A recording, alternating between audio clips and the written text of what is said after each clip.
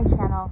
If you're new here, my name is April Lee and I am the Tipsy Housewife, and I am a recipe blogger that brings you quick, easy, and affordable recipes. So today I'm at Aldi and I am going to be making a chili recipe that can also be converted into a great appetizer or snack for Super Bowl Sunday. So come along with me as I shop. The thing you need is crackers, and I know a lot of people like to use oyster crackers, but I like to use saltines today. And I buy my groceries every single day, so I don't need a lot today. I'm just kind of getting the basics for my chili, but I've been craving an egg in the hole, so I'm getting a loaf of white bread so I can make that for myself. Recipe, you're gonna need a big can of crushed tomatoes, 2 smaller cans of tomato sauce, these are 8-ounce cans, and a 15.5-ounce can of chili beans. And this crushed tomato can is 28 ounces.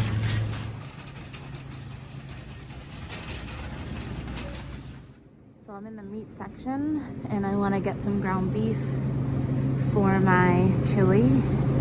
I think I'm going to go with this 85% lean, $9.41 for 2.5 pounds, which is just the perfect amount. Now here we have the Jiffy corn muffin mix, so I'm going to get 3 of these because I need these for my appetizer idea for Super Bowl. While I'm here, I always like to check out the specialty section, like where they have these specialty cheeses and stuff, just to see if there's anything new. It doesn't look like there is. Still the same good stuff. Oh, they have these now. I love using these for a quick meal, just in case you ever needed to know. Uh-oh. Okay, this is happening for sure. Maybe not jalapeno. They have an original. Yeah, this is definitely happening. This is also something I've never seen here before, so I'm definitely getting this. It's a blue cheese triple cream. Wow. Today, I'll show you guys everything when I get home. I think my bill was $48 with tax and everything, so I'll go through it when I get home. Part of my Aldi haul. I just got a couple other things, but I am going to be making my chili. It's a very, very simple recipe. I actually had onions and a green pepper here at the house, so I didn't have to buy that, but that is another ingredient that you need in my chili recipe. So for my chili, I got 2.5 pounds of ground beef. I've got this packet of chili seasoning mix. I've got 2 jars of this Berman's chili sauce. Heinz also makes one if you don't go to Aldi. I've got 2 8-ounce containers of tomato sauce. You can get, 1 can if you go to another store. A big 28-ounce can of crushed tomatoes. I've got a can of mild chili beans. And then I like to serve my chili with saltine crackers. And then I'm going to be making these cheddar mini bite-sized poppable corn muffins, and for that you need sour cream and some shredded cheddar, which I have the cheddar already, and then, excuse my hand, a few other spices. So I'll show you guys this recipe. It's just thrown together in the pot. You can do it in the crock pot if you want to. I'm going to be doing it on the stove because I'm home, and I'll show you guys how delicious it is. Again, there's a couple other spices in here that I have in my pantry, but this is how you make my chili. Trade certified dark roast Arabica coffee. I wanted to try something different other than the Cafe Bustelo, which I normally buy, but it's been giving me really bad heartburn and like stomach pain, so I'm gonna try this. And then I did end up getting this Gorgonzola cheese. It's a mix of blue cheese and what do you call it? Brie. And then I also ended up getting that pimento cheese that I showed you guys in the earlier clip. So this is everything. I'm going to get my chili going and I'll walk you through the steps. Oh, my bill was also $48. $48, but I forgot that I also bought Tide and Downy, which is obviously more expensive. That's $12 for the Tide and like $6 for the Downy. So my bill was $48. But This chili will get me a couple of dinners for us and for Mr. Tipsy's dad, and one little freezer meal. So I think it's a pretty good price. And we're gonna start making the chili. I need to get the chili on so that I can do my house chores. So I just want to get that on the stove and get it simmering.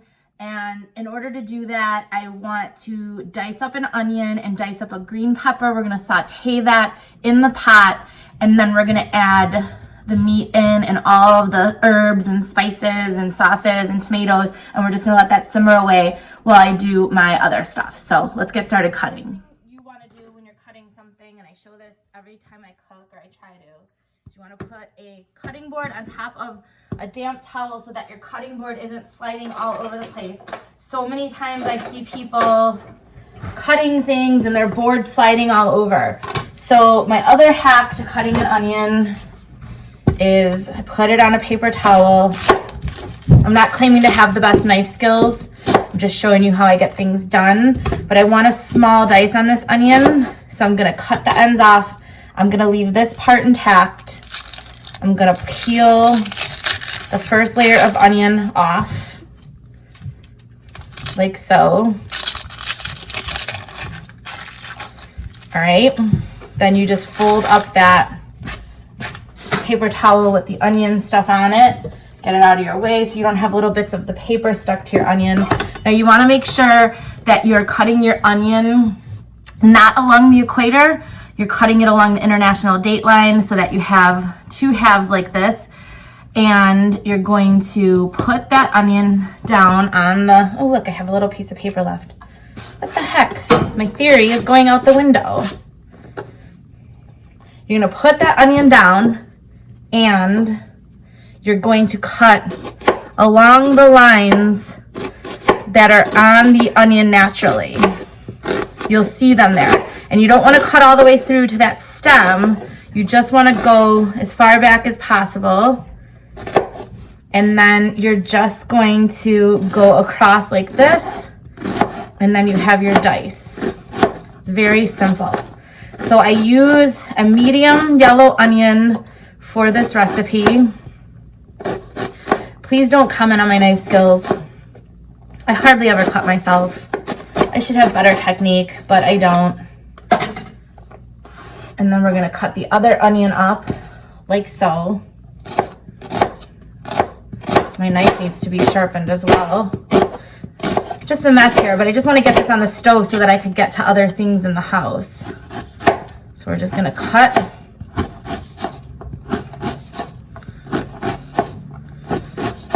Slicing and dicing, people. That was like a horrible cutting job, but you get the drift. There's the dice, all done. Onions to a pan with a little bit of butter. So now I'm gonna take my pepper. Here's your top of your pepper. Here's the bottom of your pepper. You're gonna make this flat, so you might have to pick the stem off. This one already was picked off. And then you're just gonna cut all around the pepper like this. This way you keep all the seeds intact, and you've got yourself some really beautiful green pepper slices here. So then I'm just gonna go ahead and I'm gonna cut them into strips like so.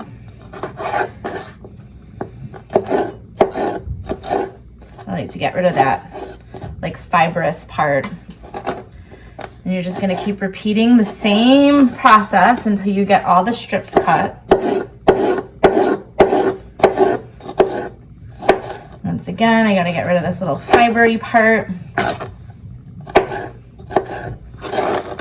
I'm gonna eat this one.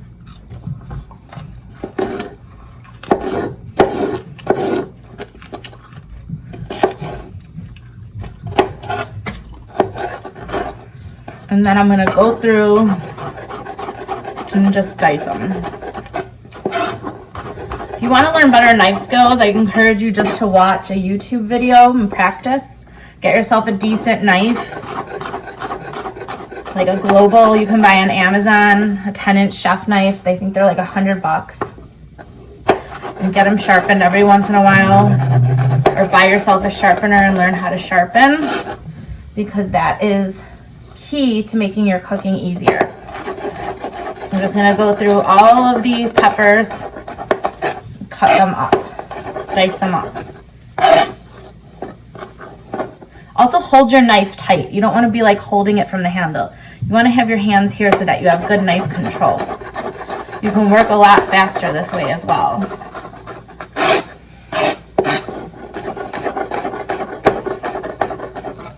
So you got your dice going here. I've got the pan going with the onions. I'm going to add these peppers to it. Sauteing up my peppers and onions. When the onions are semi-translucent, I am going to add all of my meat and I am going to brown that. And then I will show you adding all of the sauces. So we're just going to let this cook down for a little bit and we'll come back to it in a minute. Tip, I've cooked in the kitchen with some people who are maybe just learning to cook or just like basic cooks, which is totally fine. Adjust your heat instead of doing this the whole time to your pans when you're sauteing something. You want to keep everything spread out so that it cooks evenly, and you want to give it time to cook and not burn. So make sure you're cognizant of your heat rather than stirring constantly. It's definitely our instinct to stir and stir and stir, but you kind of want to let these things sweat out. So you don't want to move them around too much, but you also don't want them to burn. So like I said, be cognizant of your heat. Peppers are where they should be. I'm going to add my 2.5 pounds of ground beef, cook this fully through. And if you wanted to make this in the crock pot, this would be the point that you would, after you cook the meat, you would put this in your crock pot. But I'm doing it on the stove, so I want to get this nice and brown and break up the meat. Super bootleg setup here of video. This is the meat. You can see it's all cooked. The liquid in here is a little bit of grease, but it's mostly water, so I'm not going to drain it. And now I'm going to add the seasonings. So I've got this original chili mix, and I'm going to add that and give it all a stir.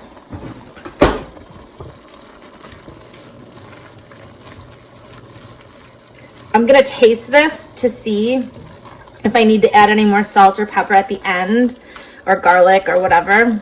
But this should be good enough because I hope that camera movement doesn't make you nauseous. I've got this big jumbo 28-ounce can of crushed tomatoes. I'm going to add that to the pot and stir that in. I actually opened the 2 cans of tomato sauce, but I don't think that I need to use them. I don't know what I was thinking about that. We'll see, because I forgot about the chili sauce that I started using. I've got this 15.5-ounce can of chili beans. I like the mild. You can use the hot. I add everything, including the sauce. So we're going to give that a stir. Hold on, let me wash my hand. And then I buy these 2 jars of chili sauce, and I'm going to add both of those. It's a little bit sweeter. This is the second jar. I'm going to turn my heat down because I want this to simmer. Okay. So I'm going to stir that all in. And then this is going to simmer. Oh, and then my mom always taught me to add a little bit of cinnamon to the recipe. So I'm going to let this simmer. I'm definitely not going to use the tomato sauce. I don't know why. I don't know what I was thinking. I was getting probably confused with my spaghetti sauce recipe. So I'm going to let this all simmer down. This is how it looks. And this will simmer for about 1.5 hours. And I still need to add my cinnamon. I add about a teaspoon of cinnamon to this. So we're going to let this simmer away. And I will come back and show you guys when it's done. I'm going to go ahead and make the little poppable cheddar corn muffins. And I think I talked about this while I was at Aldi, but this makes a great buffet item for a Super Bowl party or like football watching in general. For that recipe, you need the Jiffy corn muffin mix, sour cream. I like to use frozen fresh corn and cheddar cheese, and I like to use a little bit of chili powder to make it a little bit spicy. And I serve it kind of like a buffet style, like where I have the chili, and then people can use like the little poppable corn muffins like as a dunker. So it's like, you know, fun food. Or you can put them in the chili when you eat it, kind of like a tamale. So I'll show you guys that recipe too while we're on this video. I'm going to make the poppable corn muffins. So you need like a mini muffin pan. I have a couple of variations of it. Very simple recipe. You need 2 boxes of Jiffy corn muffin mix like this. So you're gonna dump that in a bowl.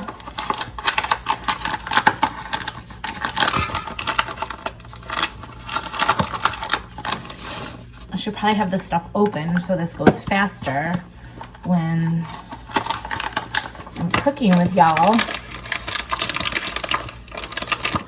Okay. Oh my gosh. Second box. Then you're gonna need 1/2 cup of milk, 1/2 cup of sour cream, 2 eggs, and I add a little bit of mild cheddar cheese, and then I add a little bit of chili powder. So I'm gonna turn you down to the bowl. Can you guys see? Okay. I'm gonna add the first egg, second egg. I'm going to add the milk. I'm just gonna eyeball the sour cream, but like I said, you do about 1/2 cup. So about that much. You're gonna use that same spoon to mix it. I like to clean up as I go, that way I have a clean kitchen.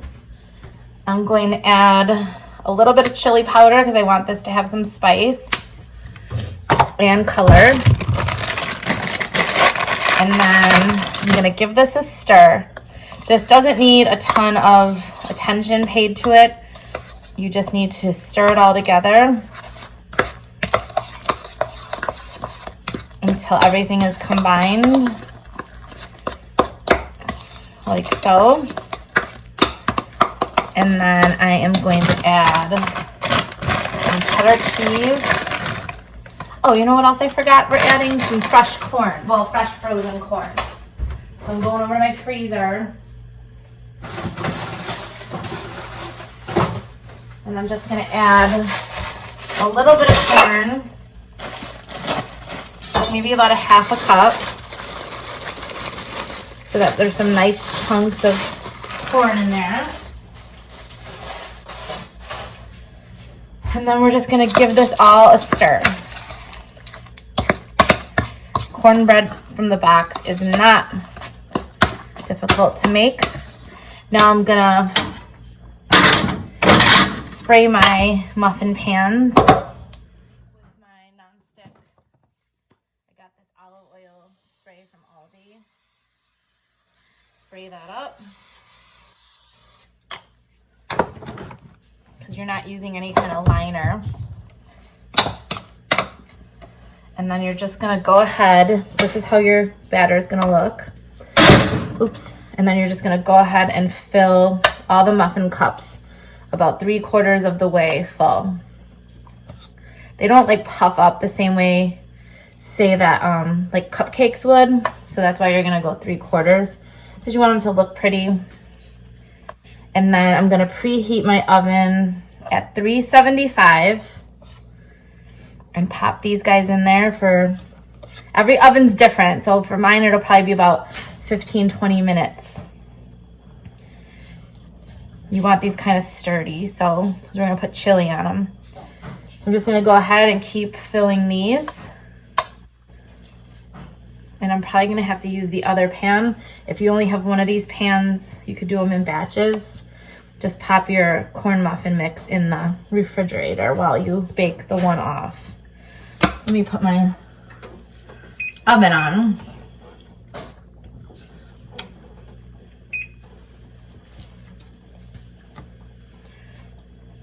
So that's how simple that is. The Jiffy corn muffin mix is, or corn mix, cornbread, whatever it is, has been my go-to mix. I think it's everyone's go-to mix that cooks old school. So yeah, I'm definitely gonna have to use the other pans because this makes a lot. And then you can freeze these as well. And again, this is another great meal to bring to someone if they're sick or they just had a baby, or a death or whatever, it's a great meal to bring to a potluck. So I'm just gonna pop these in the oven. Like I said, I'll show you when they come out.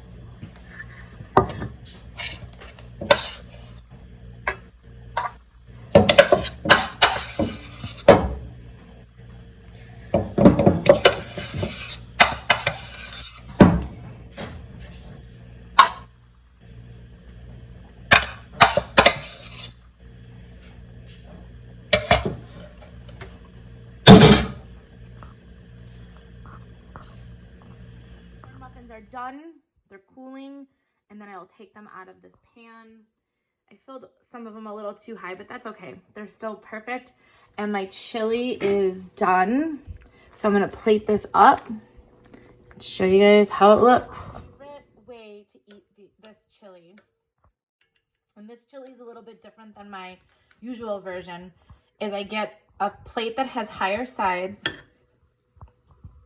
and I put down a little bit of chili on the plate, and then I take my corn muffins and I stick them in that chili, and then I do some chili over those corn muffins. You can do as many corn muffins as you like. Then you're gonna top it with some cheddar cheese. I do a little dollop of sour cream, and then I'm gonna do some onions. This is it, guys. It's kind of like a deconstructed tamale pie, but this is super kid friendly because you can adjust the spice. It's a little bit sweeter and kids really like this. Chili recipe. I will link the recipe below. I will also link a recipe for the corn muffins. Everything's packed up, the kitchen's cleaned up. I'm going to enjoy this glass of wine. Thank you for watching, and if you like this video, give it a thumbs up, and if you don't like it, give it a thumbs up anyway. Have a good day.